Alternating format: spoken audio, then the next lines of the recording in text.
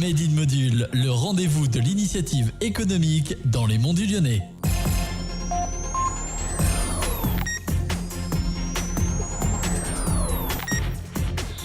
Si John Travolta dans Saturday Night Fever et Tom Cruise, le roi du shaker dans Cocktail, devaient se donner rendez-vous dans les Monts du Lyonnais, c'est au MAD qu'ils se rejoindraient.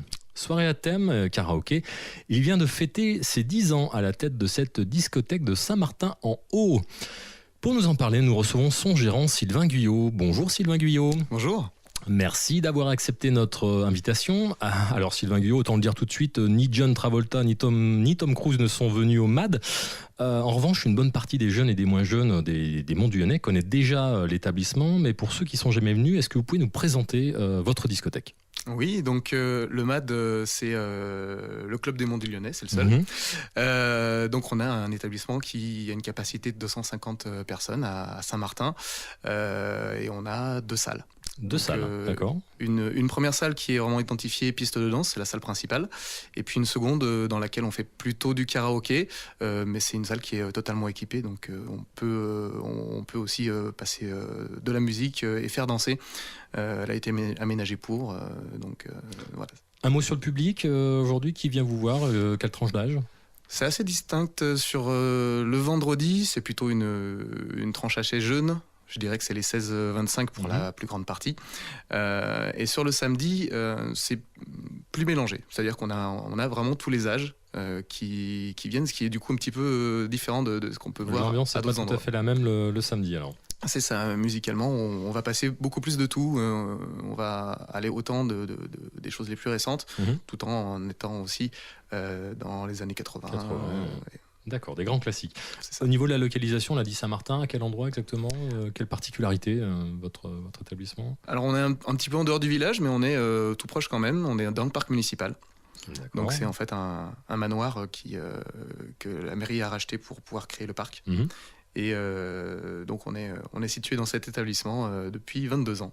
D'accord. Et donc on l'a dit, alors, activité discothèque, mais également location de salle Oui, location de salle. Donc comme on a 2 salles, on peut se permettre, en fonction des soirées qu'on organise, de pouvoir louer une des 2 salles pour des événements privés comme des anniversaires, tout événement qui donc on pourrait. peut privatiser une partie de la discothèque, le MAD. C'est ça, et du coup tout est prévu puisque c'est notre métier en fait. Donc plutôt que d'avoir une sono, plutôt que d'avoir on a déjà un lieu dédié avec un bar, avec une sonorisation qui est cohérente, des lumières, tout est sur place. Tout pour faire la fête. Un mot peut-être sur les prix également. Aujourd'hui, quand on veut rentrer, de combien doit-on s'acquitter à la porte de l'établissement ? C'est quelque chose qui n'a pas changé, ça. On a gardé le principe du départ, c'est-à-dire gratuit pour les filles avant minuit. Et puis, donc ça, c'est valable le vendredi et le samedi ? C'est valable tout le temps, c'est ça. J'essaie de garder toujours le même tarif. Gratuit, c'est facile. Voilà, oui. Et donc sinon les entrées sont à 10 €, donc avec une boisson alcoolisée ou 2 boissons sans alcool pour aussi inciter les chauffeurs à pas se dire je vais prendre quand même un verre. Du coup ça peut permettre de passer une soirée en ayant ces 2 consommations. Donc on est d'accord que les garçons, même déguisés avec une perruque en fille, vont payer 10 €. C'est ça. D'accord. C'est ça. Ok. Alors on va parler un peu de l'historique de cet établissement. On l'a dit, vous avez fêté vos 10 ans dans l'établissement, mais c'est un établissement qui est un petit peu plus ancien que ça. Voilà, donc comme je le disais, ça fait 22 ans, en 95, que ça a été ouvert. Et puis, ensuite... Avant d'être... C'était une discothèque déjà à l'époque C'était un dancing au tout départ. Au tout départ, un dancing donc, qui était du coup plutôt danse de couple. Donc ils faisaient valse, tango, passo, des choses comme ça. Et ils n'allaient pas du tout sur de la musique actuelle des années 90 du coup, puisque c'était ça à l'époque. Ils le faisaient pas. C'était vraiment une clientèle pas forcément âgée, mais en tout cas largement plus de 25 ans. D'accord. Et donc par la suite, ça a évolué Ça a évolué, ça a pris 2 petites années, puisque du coup, la pression en fait, des jeunes qui avaient envie d'avoir un endroit pour s'amuser sur place faisait donc que... Ils venaient taper à la porte. C'est ça, on les refusait, et puis au bout d'un moment, on se rendant compte qu'il y a quand même une clientèle assez conséquente qui venait pour ça, et en n'arrivant pas trop à développer du coup la clientèle un peu plus âgée. Ils ont un petit peu cédé à cette pression-là et ils ont commencé à faire rentrer un petit peu des plus jeunes. Et puis au fur et à mesure, c'est vrai que les jeunes ont chassé les plus anciens. D'accord, donc c'est devenu petit à petit la discothèque telle qu'elle l'est aujourd'hui. C'est ça, musicalement, ça a évolué. Alors tout le monde n'est pas parti, effectivement, mais de danse de couple, c'est passé à musique un petit peu plus actuelle. Donc ils ont gardé à ce moment-là plutôt tout ce qui était rock'n'roll, voilà, et puis toujours disco années 80, et puis musique actuelle. Le nom à l'époque, c'était déjà le MAD Alors c'était Madison. D'accord, donc le MAD, c'est la contraction du Madison. C'est la contraction du Madison. Ce qui symbolise le rajeunissement un petit peu qui a été... C'était totalement le but, parce que Madison, ça laisse une image de dancing, puisque c'était vraiment le but du départ. Donc ça, c'est quelque chose qu'on a souhaité un petit peu changer pour montrer qu'on va de l'avant et qu'on est un petit peu aussi dans l'air du temps. Si on devait présenter le MAD aujourd'hui avec quelques chiffres, on l'a dit tout à l'heure, de capacité de 250 personnes, qu'est-ce qu'on pourrait évoquer comme autre chiffre Comme autre chiffre Le nombre de personnes, par exemple, qui travaillent avec vous Oui, on est alors en fonction des soirées, puisqu'il y a des soirées qui sont plus ou moins porteuses, donc on travaille déjà avec 1 ou 2 salles. Et en fonction de ça, on est entre 5 et 9 à travailler sur place. 5 et 9 personnes, ok, qui vous accompagnent en fontion de la soirée. Ça. Et des soirées, il y en a beaucoup, il y en a à peu près combien? Donc c'est 52 week-ends voilà, une grosse centaine. D'accord, donc au global, en nombre de personnes, vous avez une idée de combien de personnes viennent s'amuser sur un an? Une centaine à peu près 15 000. 15 000 personnes qui passent au MAD chaque année. Oui. Si je prends la moyenne, c'est à peu près 150 personnes chaque soir. C'est la tendance. On va peut-être rappeler, on l'a pas dit, ou pas suffisamment, les jours. Alors on a compris, c'est le vendredi et le samedi, mais les horaires d'ouverture, vous êtes ouvert de quelle heure à quelle heure? On ouvre à 23h et on ferme à 5h, donc le vendredi et le samedi et les veilles de jours fériés. Donc les veilles de jours fériés également, vous êtes ouvert donc un dimanche soir si le lundi est férié. Exactement. On sait qu'on peut aller frapper à la porte du MAD pour aller s'amuser. C'est ça. Alors votre établissement, Sylvain Guyot, en quoi est-ce qu'on peut dire qu'il est différent des autres aujourd'hui? Alors, c'est surtout sa situation géographique en fait qui fait la différence, puisque du coup on est entre guillemets à la campagne, sans être complètement perdu non plus, mais du coup on a aussi une autre mentalité, on a aussi une taille qui fait qu'on reste dans une dimension assez humaine. D'accord. Donc c'est vraiment plus c'est ce côté chaleureux. Humain, voilà, c'est ce côté humain qui vous caractérise. Il y a plus d'authenticité que dans une discothèque qui serait plus grande. J'ai souvent un peu on m'a déjà fait cette réflexion de dire quand on rentre ici, on a la sensation d'être vraiment une vraie personne. Voilà, on se dit bonjour, on a une relation un peu de petit commerce. Vous m'avez dit en préparant l'émission, et j'ai noté, on rentre pas en demandant une bouteille, on dit bonjour d'abord. C'est ça. Il y a cette relation humaine. C'est ça le secret. C'est ça le secret. Attirer 15 000 personnes chaque année à Saint-Martin-en-Haut. C'est ça. D'accord. Un mot justement sur les équipes et la manière dont vous prévoyez vos soirées. Comment est-ce qu'on fait pour dimensionner finalement un établissement de nuit? Parce que j'imagine que ça doit être très fluctuant en termes d'affluence. C'est quoi vos outils? C'est quoi vos méthodes? Pour imaginer... Alors pour savoir combien de personnes vont arriver, comment est-ce que vous dimensionnez véritablement Il y a plusieurs facteurs. Il y a déjà le thème de soirée. Avec l'expérience, on arrive à savoir un petit peu qu'est-ce qui plaît. Donc on essaye de mettre le plus d'événements qui puissent plaire au plus grand nombre. Et puis ensuite, ça va être pas mal sur les réseaux sociaux. Ça donne toi même une petite tendance. Si les gens... C'est Facebook, c'est ça? Surtout. Ouais. Voilà, surtout. Ça permet de se rendre compte si effectivement les gens sont un petit peu intéressés par l'événement, s'ils le commentent. Et puis surtout les réservations. Donc les personnes qui réservent leur table, s'ils le réservent un petit peu à l'avance, ça veut tout de suite dire que effectivement les gens sont très intéressés par l'événement et ont peur presque quelque part d'être mal placés. Alors on réserve quoi, sa place ou quand on... Non, c'est plutôt une table, c'est plutôt le fait d'être en groupe. Être certain, si on arrive nombreux, d'avoir de quoi s'asseoir. D'avoir une table, pouvoir s'installer. À partir de 5 personnes globalement, c'est ça. D'accord, donc on conseille la réservation. C'est ça. On va passer maintenant à la deuxième partie de l'émission, Sylvain Guyot.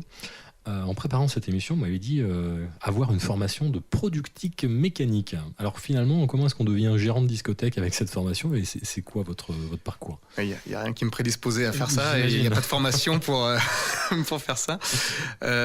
Oui, donc effectivement, j'ai démarré mes études dans productique mécanique.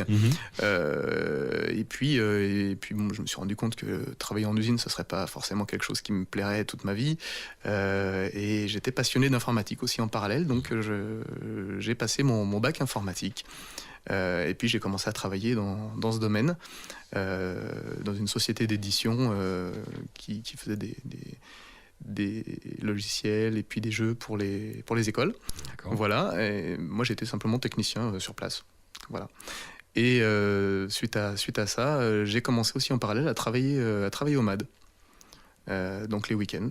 Pas tous les week-ends, mais au final de plus en plus pour remplacer Pour donner un coup de main, pour remplacer Pour remplacer le patron au karaoké en fait.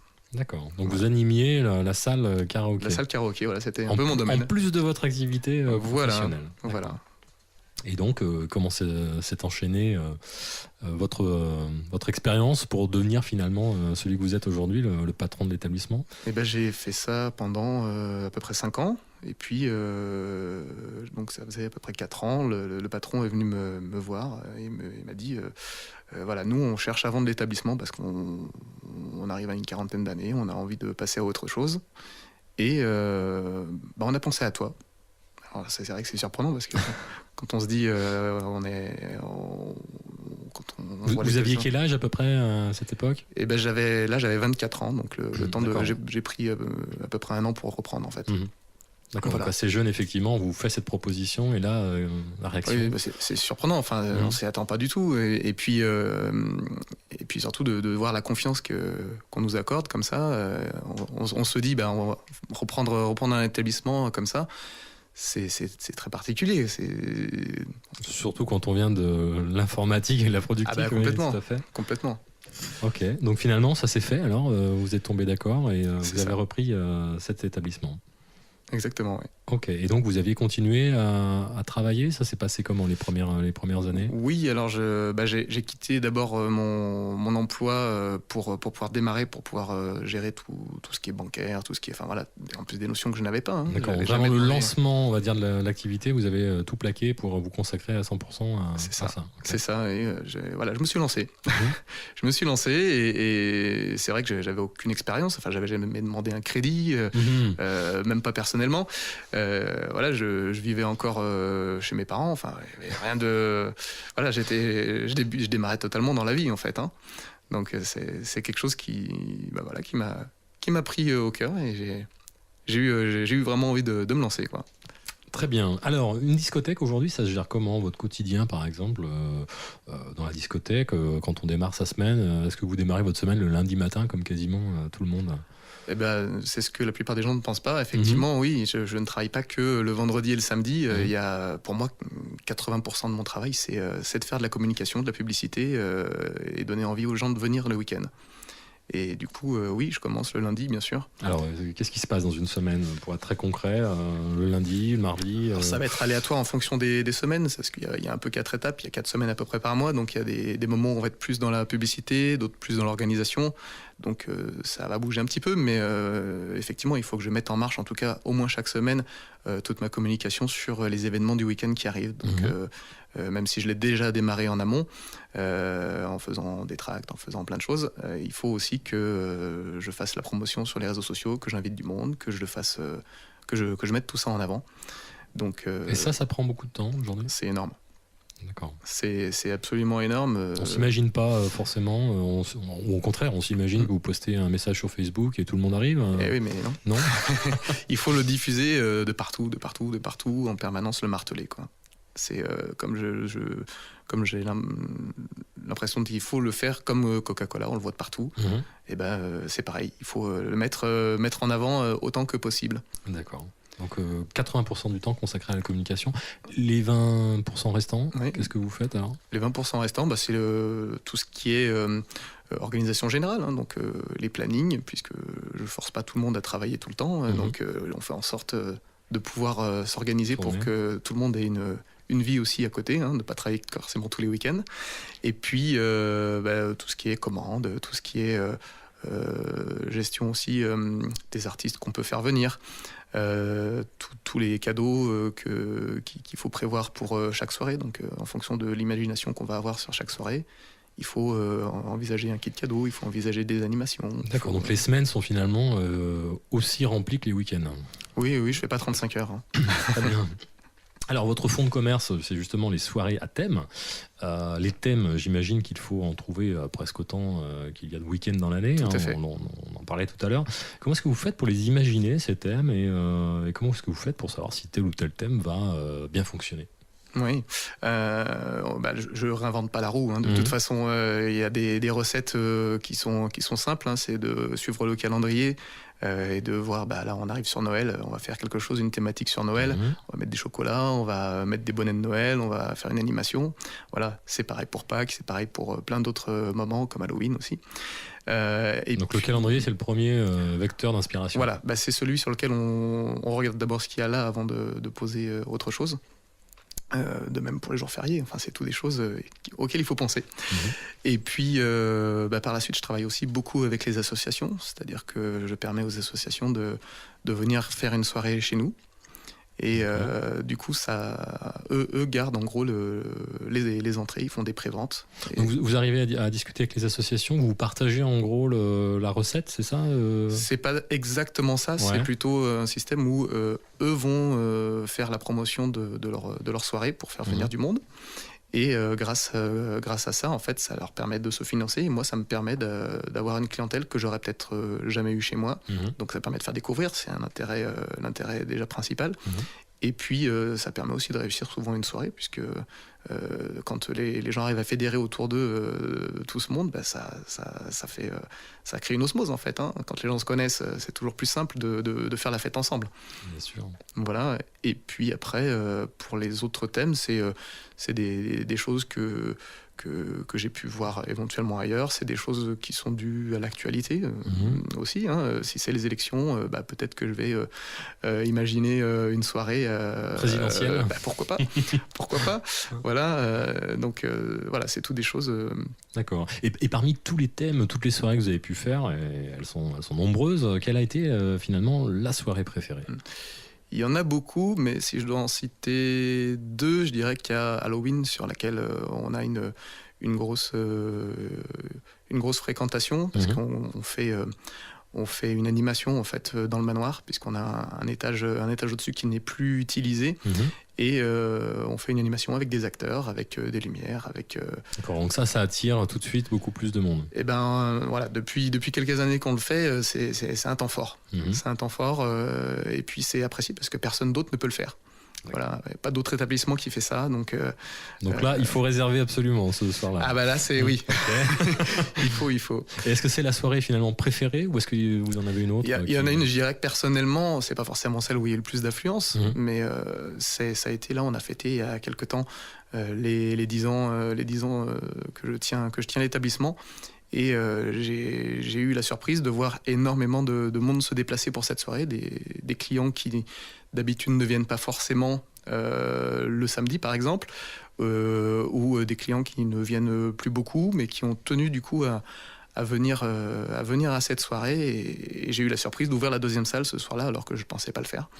Et ça m'a touché en fait. Ça m'a touché de voir qu'on a créé quelque chose qui a un lien. Donc il y a un vrai lien avec les gens, qui a une considération qui est mutuelle en fait. Est-ce que vous faites venir ces stars de télé-réalité ? Ça vous arrive peut-être d'en faire venir ? Ça rencontre un succès ? Ça nous arrive de le faire parce que c'est un programme qui reste accessible tout en permettant de faire un taux de remplissage souvent intéressant. Mais c'est aléatoire. C'est aléatoire. Okay. C'est quelque chose en fait de très particulier, parce que moi qui ne regarde pas forcément les émissions, j'ai jeté un petit coup d'œil pour savoir à quoi je devais petit peu m'attendre, bien sûr, parce qu'on me propose souvent du monde, mais comment est-ce que je peux arriver à savoir ce qui va plaire ou pas plaire, qui est aimé ou pas aimé? Et ben, j'en ai fait un petit peu les frais là-dessus. C'est-à-dire qu'il y a des fois, j'ai fait des gros cartons avec certaines personnalités qui plaisent. Et puis, parfois, en pensant prendre une personne fait un qui a... flop sur quelqu'un que vous pensiez... des gens qui ont fait un peu le tour déjà de toutes les chaînes. Et puis, finalement, non, ils sont pas forcément appréciés. Donc, c'est délicat de savoir... c'est pas forcément la clé du succès. Non. Ok, alors au-delà des strass et des paillettes, j'imagine que la réalité, elle vous confronte à des difficultés au quotidien. C'est quoi le principal problème d'un gérant de discothèque aujourd'hui ? Aujourd'hui, c'est d'arriver à gérer la fréquentation, c'est-à-dire être capable de savoir si ça va fonctionner ou pas. Est-ce que ce thème va faire venir les gens, ou est-ce que le contexte du moment, je vais pouvoir drainer du monde. Alors ça, c'est vraiment gérer la fréquentation. D'accord, donc c'est très difficilement estimable. Surtout à l'avance, parce que quand on va faire un thème de soirée, il suffit qu'il y ait je sais pas, une très grosse soirée qui se prépare pas très loin, ou un événement quelconque auquel on n'a pas pensé, et finalement ça va influer, c'est sûr. J'imagine. Sylvain Guyot, on va passer à la troisième partie de cette émission. On va parler de votre relation avec les Monts du Lyonnais. Est-ce que vous êtes originaire des Monts du Lyonnais ? Oui, je suis originaire de l'Arajas. Voilà, et puis donc du côté de mon père et du côté de ma mère de Saint-Martin, donc très local. Vous avez toujours souhaité rester ? C'était vraiment un souhait de votre part Oui, je me vois pas particulièrement vivre ailleurs que dans les Monts du Lyonnais aujourd'hui. Pourquoi alors ? Qu'est-ce qui vous plaît tant ? Forcément, il y a un lien qui est historique.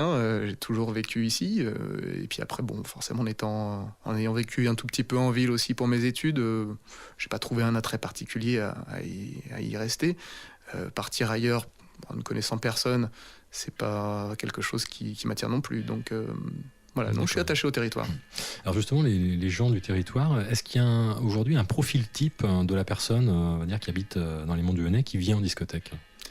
Alors parmi ceux qui viennent en discothèque, oui, c'est forcément des gens qui sont déjà très festifs, qui sont même souvent un peu engagés dans du sport ou dans des associations.